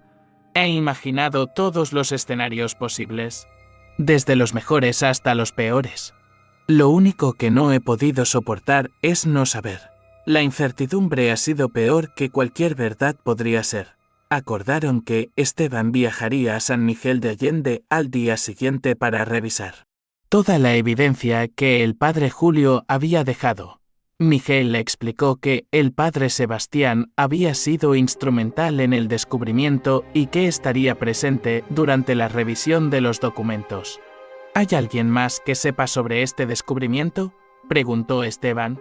Mi familia, el padre Sebastián. Y algunos de los trabajadores de construcción que estaban presentes cuando encontramos la caja. Pero les hemos pedido a todos que mantengan la información confidencial hasta que sepamos más. Bien. Es importante mantener esto en círculos pequeños hasta que entendamos completamente lo que tenemos y cuáles podrían ser las implicaciones. Cuando Miguel regresó a San Miguel esa tarde, encontró a Elena esperándolo en la cocina con una expresión que mezclaba preocupación y curiosidad. ¿Cómo te fue?, preguntó inmediatamente. ¿Era realmente el padre de Patricia? Miguel se sentó pesadamente en su silla favorita junto a la mesa de la cocina, sintiendo el peso emocional de toda la conversación que había tenido con Esteban. Sí, era él. Esteban Morales ha pasado 30 años buscando a su hija. Y en todo este tiempo, Ha ayudado a más de 140 familias a encontrar a sus hijos desaparecidos. Pero nunca ha encontrado a Patricia. ¿Cómo se veía? ¿Cómo reaccionó cuando le contaste sobre el padre Julio? Su veía como un hombre que ha vivido con un dolor constante durante 3 décadas, pero que nunca ha perdido la esperanza.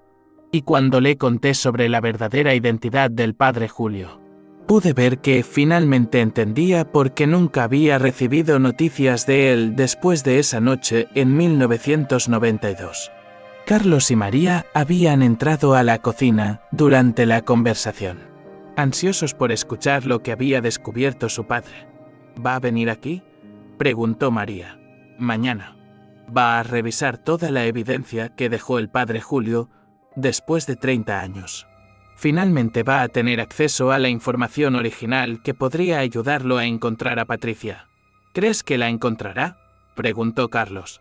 Miguel miró a su hijo pensando en todo lo que había visto en la oficina de Esteban, los mapas llenos de alfileres, las carpetas llenas de pistas que no llevaban a ninguna parte. Las fotografías de cientos de niños desaparecidos. Creo que, por primera vez en 30 años, tiene una oportunidad real de encontrar respuestas.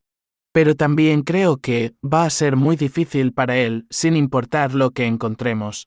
Esa noche, Miguel durmió inquieto, soñando con el padre Julio, con la pequeña Patricia de 7 años en la fotografía, y con el anciano Esteban Morales, quien había dedicado su vida entera a buscar niños perdidos mientras nunca encontraba a su propia hija. A las 8 de la mañana del día siguiente, Esteban Morales llegó a San Miguel de Allende en un automóvil Honda Civic azul marino que claramente había visto mejores días pero que estaba impecablemente mantenido. Lo acompañaba una mujer que presentó como Carmen Ruiz, su asistente de investigación. Carmen era una mujer de unos 45 años, con cabello negro corto y ojos inteligentes que parecían evaluar constantemente su entorno. Vestía de manera profesional pero práctica, pantalones negros, blusa blanca y una chaqueta de cuero que sugería que estaba preparada para cualquier situación.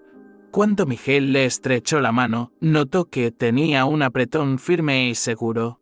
Carmen ha estado conmigo durante los últimos 10 años, explicó Esteban mientras caminaban hacia la casa parroquial. Es exdetective de la Policía Estatal de Querétaro. Dejó su trabajo para ayudarme con la fundación cuando se dio cuenta de que podía hacer más bien trabajando con familias de niños desaparecidos que lidiando con la burocracia y la corrupción del sistema oficial. ¿Qué tipo de casos manejaba en la policía?, preguntó Miguel. Crímenes contra menores, principalmente, respondió Carmen con una voz que revelaba años de experiencia en situaciones difíciles. Secuestros, abuso infantil, tráfico de menores. Después de 15 años viendo cómo el sistema fallaba a las familias una y otra vez, decidí que podía ser más efectiva trabajando independientemente. Se reunieron en la casa parroquial, donde el padre Sebastián había preparado la sala de reuniones más grande con varias mesas largas donde pudieran extender todos los documentos. Había también preparado café, agua y algunos refrigerios, anticipando que sería una sesión larga y emocionalmente intensa. La caja del padre Julio estaba en el centro de la mesa principal, con su contenido cuidadosamente organizado en pilas separadas, documentos oficiales, fotografías, notas manuscritas, mapas y objetos personales. Esteban se acercó lentamente a la caja como si fuera un relicario sagrado. Con manos que temblaban ligeramente, tocó la cruz de plata que había pertenecido al padre Julio. «Recuerdo perfectamente esta cruz», murmuró, su voz llena de emoción contenida. La llevaba puesta la noche que me contó toda la verdad sobre su investigación y sobre los peligros que enfrentábamos. Nunca pensé que la volvería a ver. Durante las siguientes 5 horas, los 4 revisaron meticulosamente cada documento, cada fotografía, cada nota que el padre Julio había dejado. Carmen tomaba notas detalladas en una libreta profesional, ocasionalmente haciendo preguntas técnicas sobre fechas y lugares. El padre Sebastián proporcionaba contexto histórico cuando era necesario. Y Miguel ayudaba a interpretar las referencias locales y las conexiones con San Miguel de Allende. Esteban examinaba cada pieza de evidencia con la intensidad de un investigador experimentado, pero también con la emoción de un padre que había esperado 30 años por estas respuestas. Ocasionalmente se detenía para limpiar sus anteojos o para tomar un sorbo de café. Pero su concentración nunca flaqueaba. Fue cuando llegaron a una carpeta gruesa marcada como casos específicos niños localizados que la atmósfera en la habitación cambió dramáticamente. Carmen fue la primera en notar la importancia de lo que estaban viendo. Esteban, dijo Carmen. Su voz tensa con excitación contenida. Esta carpeta contiene archivos individuales para una docena de niños desaparecidos. Cada uno tiene fotografías, información personal detallada y notas específicas sobre lo que pasó con ellos. Esteban levantó la vista de los documentos que había estado examinando. ¿Hay un archivo para Patricia? Carmen revisó rápidamente la carpeta. Sí. ¿Está aquí? Patricia Morales, el archivo 1. El silencio que siguió fue absoluto. Incluso el padre Sebastián, que había estado murmurando oraciones en voz baja durante toda la sesión, se quedó completamente callado. Esteban extendió la mano hacia la carpeta, pero se detuvo antes de tocarla. 30 años, susurró. 30 años esperando este momento. ¿Quiere que lo abra yo?, preguntó Carmen gentilmente. Esteban negó con la cabeza. No. Esto es algo que tengo que hacer yo mismo. Con manos que ahora temblaban visiblemente, Esteban abrió la carpeta marcada con el nombre de su hija. Adentro había 3 fotografías de Patricia que él nunca había visto antes. Una la mostraba con ropa diferente a la de la foto que él había estado buscando durante décadas. Otra la mostraba en lo que parecía ser un patio de recreo, y la tercera era claramente una foto de vigilancia tomada con telefoto en un lugar desconocido. Pero lo más importante eran las notas detalladas que el padre Julio había escrito en su caligrafía cuidadosa.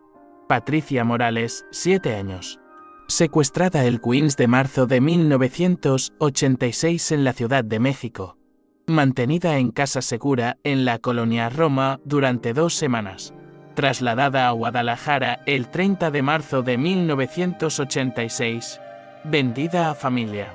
Estadounidense el 15 de abril de 1986. Contacto: Thomas Mitchell, abogado de Houston, Texas. Nuevo nombre: Sarah Elizabeth Mitchell. Dirección: 1247 Oak Valley Drive, Houston. TX 77077. Teléfono: 713-555-0847. Esteban leyó las notas una y otra vez, como si no pudiera creer lo que estaba viendo. Después de 30 años de búsqueda, finalmente tenía una dirección específica, un nombre específico, un número de teléfono específico. Y información concreta sobre lo que había pasado con su hija. Houston, Texas, murmuró, su voz llena de una mezcla de asombro y dolor. Estuvo en Houston todo este tiempo. Sarah Elizabeth Mitchell. Carmen, que había estado revisando otros documentos mientras Esteban absorbía la información sobre Patricia, levantó la vista con una expresión de urgencia. Esteban. Necesita ver esto. Hay una nota adicional en el expediente de Patricia, con una fecha posterior. Esteban tomó el papel que Carmen le ofrecía. Era una nota escrita en la misma letra del padre Julio, pero con una fecha de febrero de 1992, apenas un mes antes de su desaparición. Actualización importante. Febrero 15 de 1992. Confirmado que Patricia Morales sigue viva y se encuentra en situación estable. Ahora tiene 13 años. Asiste a Memorial Middle School en Houston. La familia adoptiva Mitchell no tiene conocimiento de las circunstancias ilegales de la adopción. Consideran que fue una adopción legítima procesada a través de canales oficiales. Patricia no conserva recuerdos claros de su vida anterior. Evaluación psicológica indica adaptación exitosa a su nueva identidad. Recomendación crítica: abordar cualquier contacto futuro con extremo cuidado para no traumatizar a la menor ni destruir la estabilidad familiar que ha logrado. Esteban comenzó a llorar. No eran lágrimas de tristeza, sino lágrimas de alivio puro después de 30 años de incertidumbre agonizante. Está viva, susurró una y otra vez. Mi Patricia está viva. Está bien. Tiene una familia que la cuida. El padre Sebastián se acercó y puso su mano en el hombro de Esteban. Gracias a Dios, murmuró. Después de tanto tiempo, finalmente tienes respuestas. Pero Carmen, con su experiencia de investigadora, había notado algo más en los documentos que requerían atención inmediata. Esteban, hay información adicional que necesitas revisar. Hay documentos sobre lo que pasó después de 1992, incluyendo información sobre por qué el padre Julio decidió desaparecer. Esteban se secó las lágrimas y tomó los documentos adicionales que Carmen le ofrecía. Eran reportes de investigación, fechados en marzo de 1992, apenas días antes de la desaparición del padre Julio. Marzo 20, 1992. Thomas Mitchell, el abogado de Houston que facilitó la adopción de Patricia Morales y al menos otros 20 niños mexicanos, ha sido arrestado por el FBI por su participación en una red internacional de adopciones ilegales. Su arresto ha expuesto conexiones con criminales mexicanos y centroamericanos involucrados en tráfico de menores. Existe riesgo inmediato de que la red criminal trate de eliminar evidencia y testigos potenciales. Patricia y otros niños adoptados ilegalmente podrían estar en peligro si se descubre su verdadera identidad. Marzo 25, 1992. Confirmado que la red criminal ha comenzado a tomar medidas para eliminar conexiones con el caso Mitchell. 2 testigos potenciales en México han sido encontrados muertos. Carlos Ramírez ha entrado en programa de protección de testigos. Debo desaparecer inmediatamente para proteger a Patricia, a la comunidad de San Miguel de Allende y a Esteban Morales. El silencio que siguió fue abrumador. Finalmente, Carmen habló con voz suave. Esteban, esto significa que el padre Julio desapareció no solo para proteger a la gente de San Miguel, sino específicamente para proteger a Patricia. Si hubiera continuado la investigación, si hubiera tratado de reunir a Patricia con usted, habría expuesto su identidad real y la habría puesto en peligro mortal. Esteban asintió lentamente, comenzando a comprender la terrible elección que había enfrentado el padre Julio. Sacrificó su propia vida para proteger a mi hija. Y probablemente también sacrificó la posibilidad de que yo pudiera encontrarla de manera segura. Pero ahora tenemos la información, dijo Miguel. Después de 30 años, finalmente sabemos dónde está Patricia. Esteban miró nuevamente las fotografías de su hija de 7 años. Ahora sabiendo que había crecido hasta convertirse en una mujer de 43 años con el nombre de Sarah Elizabeth Mitchell en Houston, Texas. Tiene 43 años ahora. Probablemente se casó, tiene su propia familia, su propia vida completamente establecida. ¿Cómo puedo aparecer de repente después de 30 años y decirle que no es quien cree que es? ¿Cómo puedo destruir la vida que ha construido? Era una pregunta para la que ninguno de ellos tenía una respuesta fácil. Carmen fue la primera en responder. Esteban, esa es una decisión que solo usted puede tomar. Pero también debe considerar que Patricia Alzarar podría tener preguntas sobre su propia identidad. Muchas personas adoptadas buscan información sobre sus familias biológicas. Pero ¿qué pasa si está completamente feliz con su vida actual? ¿Qué pasa si no quiere saber sobre su pasado? Esa es una posibilidad, admitió Carmen. Pero también es posible que haya estado esperando toda su vida por respuestas. No lo sabremos hasta que hagamos contacto. El padre Sebastián, que había estado escuchando la conversación en silencio, finalmente habló. Esteban, creo que la decisión no es si debe hacer contacto o no. La decisión es cómo hacerlo de la manera más cuidadosa y respetuosa posible. Los días que siguieron al descubrimiento de la información sobre Patricia fueron los más difíciles que Esteban Morales había experimentado en 30 años de búsqueda. Paradójicamente, tener finalmente las respuestas que había estado buscando creaba un nuevo tipo de agonía, la incertidumbre sobre qué hacer con esa información. Esteban había regresado a Querétaro con copias de todos los documentos relevantes, pero había dejado los originales en San Miguel de Allende bajo el cuidado del padre Sebastián. Carmen había insistido en que era más seguro mantener la evidencia original en un lugar seguro mientras decidían cómo proceder. Durante una semana, Esteban no pudo hacer otra cosa que estudiar obsesivamente los documentos sobre Patricia.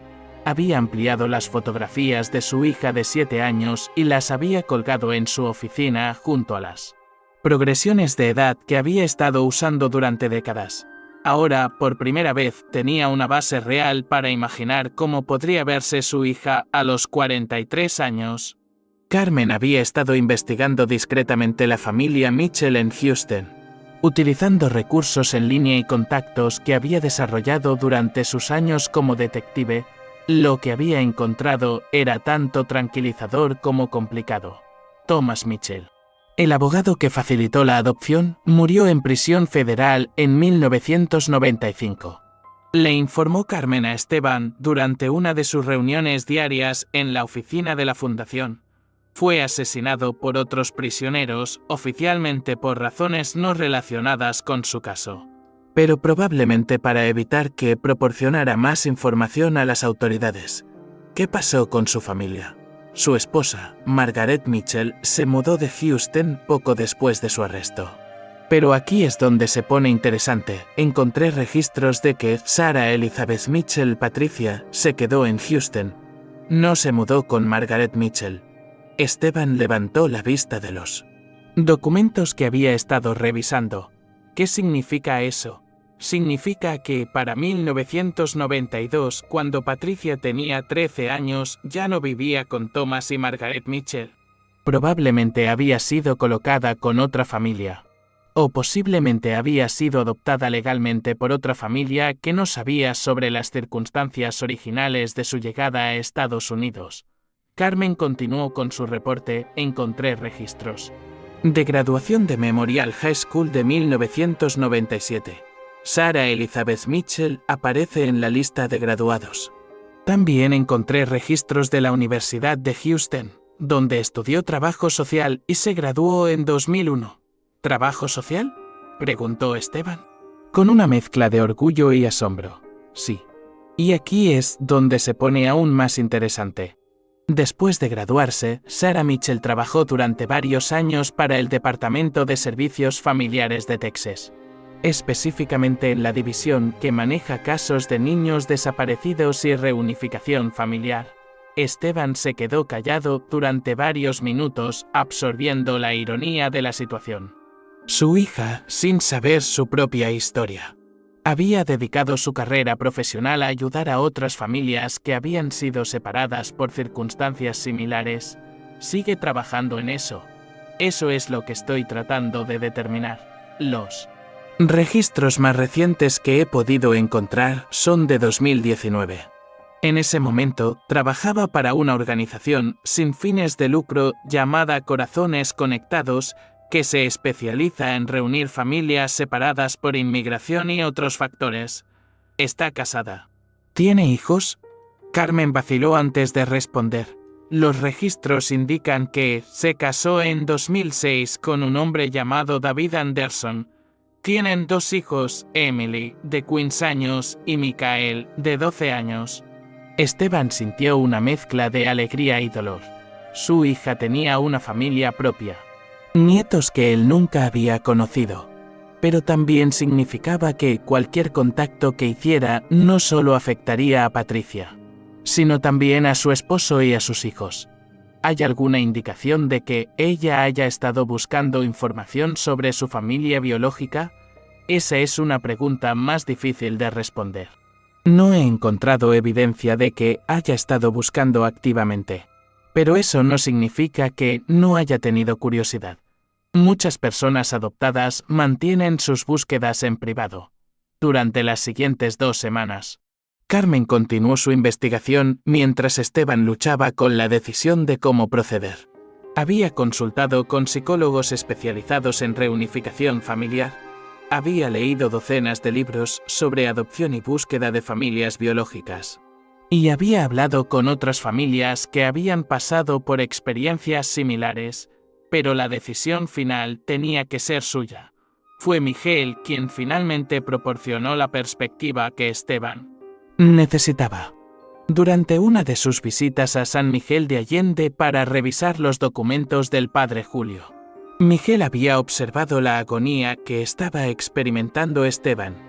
Señor Morales, le había dicho Miguel mientras caminaban por las calles coloniales de San Miguel. He estado pensando en su situación. Y creo que hay algo que debería considerar. ¿Qué es eso? El padre Julio pasó 2 años investigando el caso de Patricia, 2 años arriesgando su vida para encontrar la verdad. Cuando finalmente tuvo toda la información que necesitaba, tomó la decisión de no contactar a Patricia directamente porque habría sido peligroso para ella. Pero dejó toda esta evidencia escondida durante 30 años, sabiendo que eventualmente alguien la encontraría. ¿A dónde quiere llegar? Creo que el padre Julio quería que usted tuviera esta información. Creo que sabía que llegaría un momento cuando sería seguro para usted hacer contacto con Patricia, y ese momento es ahora. La red criminal ha sido desmantelada, las personas peligrosas están muertas o en prisión. Y Patricia es ahora una adulta que puede tomar sus propias decisiones. Esteban se detuvo en el centro de la plaza principal de San Miguel, mirando la iglesia, donde el padre Julio había servido durante años bajo su identidad falsa. Pero ¿qué pasa si no quiere saber? ¿Qué pasa si contactarla destruye la vida que ha construido? Esa es una posibilidad, admitió Miguel, pero también es posible que haya estado esperando toda su vida por respuestas, y considerando que ella eligió una carrera ayudando a reunir familias. Creo que, al menos entiende la importancia de esas conexiones. Esa noche, Esteban tomó su decisión. Pero decidió que el contacto inicial debía ser extremadamente cuidadoso y gradual. No podía simplemente llamar a Patricia y decirle que era su padre biológico. Tenía que encontrar una manera de introducir la posibilidad de manera que le diera a ella control completo sobre la situación. Carmen había sugerido que podrían intentar hacer contacto a través de la organización donde Patricia trabajaba. Si realmente trabaja para una organización que reúne familias, había argumentado Carmen, podríamos contactar a la organización como si fuéramos una familia mexicana buscando a un familiar perdido en Estados Unidos. Eso nos permitiría evaluarla profesionalmente y ver cómo reacciona a este tipo de casos. Esteban había considerado la idea, pero finalmente había decidido que no quería comenzar la relación con su hija a través de engaños. En su lugar, decidió escribir una carta. Pasó 2 semanas escribiendo y reescribiendo la carta. Quería que fuera perfecta, lo suficientemente informativa para que Patricia pudiera verificar la información, pero no tan abrumadora que la asustara. Quería que fuera emotiva pero no manipulativa, específica pero no invasiva. La versión final de la carta decía: Estimada Sarah Elizabeth Mitchell, mi nombre es Esteban Morales. Y tengo información que sugiere que usted podría ser mi hija, Patricia Morales, quien desapareció de la Ciudad de México en marzo de 1986 cuando tenía 7 años. Entiendo que esta carta puede ser un shock para usted, y quiero que sepa que no tengo expectativas ni demandas. Simplemente quería que supiera que he estado buscándola durante 30 años.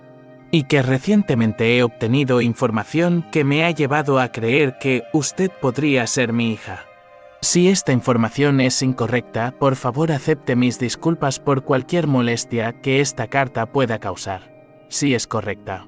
Y si usted tiene algún interés en aprender más sobre su familia biológica, estaría muy feliz de compartir más información con usted. He adjuntado algunas fotografías y documentos que podrían ayudarla a verificar si esta información es precisa. También he incluido información de contacto para una organización sin fines de lucro que dirijo en México, para que pueda verificar mi identidad si así lo desea. No siento presión de responder a esta carta si no desea hacerlo.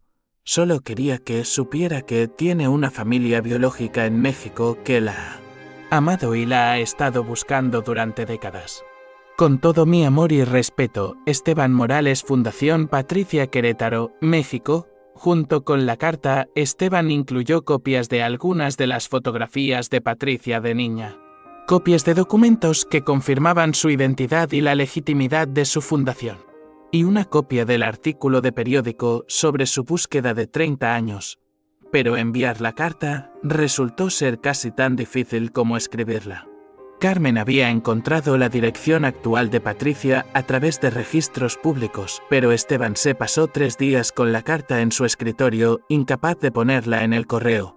Finalmente, fue don Aurelio, el anticuario de Querétaro, quien había proporcionado la primera pista sobre la Fundación Patricia, quien convenció a Esteban de enviar la carta. Esteban le había dicho durante una de sus visitas regulares a la fundación: he estado observándote durante 30 años.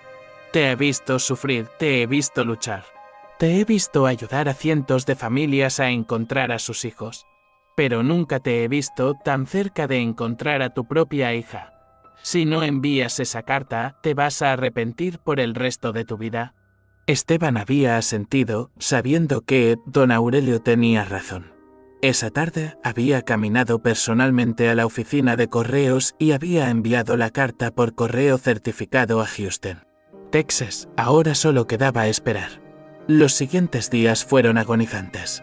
Esteban sabía que la carta tardaría al menos una semana en llegar a Houston.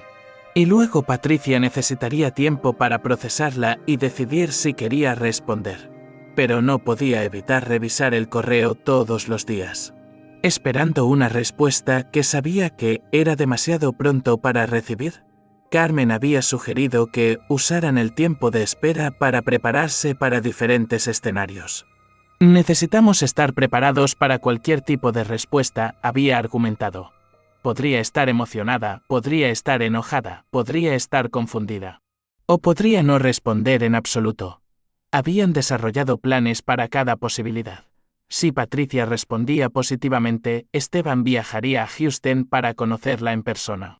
Si respondía negativamente pero con educación, respetarían su decisión y no harían más contacto. Si respondía con enojo o acusaciones, tenían preparadas explicaciones detalladas sobre las circunstancias de su desaparición y la búsqueda de 30 años, pero si no respondía en absoluto, ese era el escenario más difícil de manejar. 2 semanas después de enviar la carta, Esteban recibió una llamada telefónica que cambiaría su vida para siempre. ¿Señor Morales?, preguntó una voz femenina con un ligero acento texano. Habla Sara Anderson. Creo que usted me envió una carta de Esteban. Casi se desmaya. Después de 30 años, estaba hablando con su hija por primera vez desde que era una niña de 7 años. Sí. Logró decir, su voz temblando. Sí, le envié una carta. Señor Morales, necesito que sepa que su carta ha sido, bueno, ha sido la cosa más impactante que me ha pasado en toda mi vida. Pero también necesito que sepa que creo que es verdad. Siempre he sabido que era adoptada. Y siempre he tenido preguntas sobre mi familia biológica. Esteban comenzó a llorar. Patricia. Sara. No sé cómo llamarla. Puede llamarme Sara. Es el nombre con el que he vivido toda mi vida. Pero necesito que sepa que he estado esperando esta llamada durante más de 30 años. La conversación duró 2 horas. Sara le contó a Esteban sobre su vida, su infancia con varias familias adoptivas después de que Thomas Mitchell fuera arrestado, su educación, su carrera ayudando a reunir familias, su matrimonio, sus hijos. Esteban le contó sobre su búsqueda de 30 años, sobre la Fundación Patricia, sobre todas las familias que había ayudado mientras esperaba encontrarla a ella. Hay algo que necesito decirle, dijo Sara hacia el final de la conversación. Siempre he sabido que era de México. Siempre he sabido que había una familia que probablemente me estaba buscando. Y he estado trabajando con familias separadas toda mi vida adulta porque entendía lo que significaba tener a alguien perdido. ¿Quiere conocerme? Preguntó Esteban, apenas atreviéndose a hacer la pregunta. Sí, respondió Sara sin vacilación, quiero conocer a mi familia, quiero conocer a mi padre, y quiero que mis hijos conozcan a su abuelo. Acordaron que Esteban viajaría a Houston el mes siguiente. Sara había insistido en que él se quedara en su casa, que conociera a su familia y que pasaran tiempo juntos recuperando 30 años perdidos. Después de colgar el teléfono, Esteban se sentó en su oficina mirando las fotografías de Patricia que habían estado en su pared durante décadas. Finalmente, después de 30 años de búsqueda, había encontrado a su hija. Estaba viva, estaba bien, y quería conocerlo. Llamó inmediatamente a Miguel en San Miguel de Allende para compartir las noticias. Miguel, dijo, su voz llena de una alegría que no había sentido en décadas. Hablé con ella. Hablé con Patricia. ¿Quiere conocerme? ¿Cómo se sintió? Preguntó Miguel. Sintió como si mi corazón hubiera estado roto durante 30 años. Y finalmente hubiera sido reparado, respondió Esteban. Pero también se sintió como si el padre Julio hubiera estado allí conmigo, guiándome a través de toda la conversación. Esa noche, Esteban se acostó y durmió profundamente por primera vez en 30 años. Su búsqueda había terminado, su hija había sido encontrada. Y aunque habían perdido 30 años juntos, tenían el resto de sus vidas para recuperar el tiempo perdido. Y así termina esta increíble historia de amor, sacrificio y esperanza que atravesó 30 años. ¿Qué te pareció el desenlace del misterio del padre Julio? ¿Esperabas que Patricia hubiera dedicado su vida a reunir familias sin saber su propia historia? Déjame en los comentarios qué fue lo que más te impactó de esta historia, si fue la revelación de la verdadera identidad del padre Julio, el sacrificio que hizo para proteger a toda una comunidad, o el emotivo reencuentro entre Esteban y su hija después de 3 décadas de búsqueda. Si esta historia te conmovió tanto como a mí, no olvides darle me gusta al video y suscribirte al canal para más historias fascinantes basadas en hechos reales que te mantendrán al borde del asiento. Activa la campanita para no perderte ninguna de nuestras increíbles narrativas. ¿Te gustaría conocer más historias de misterios sin resolver de México? Escríbeme en los comentarios qué tipo de casos te interesan más y podría ser el tema de nuestro próximo video.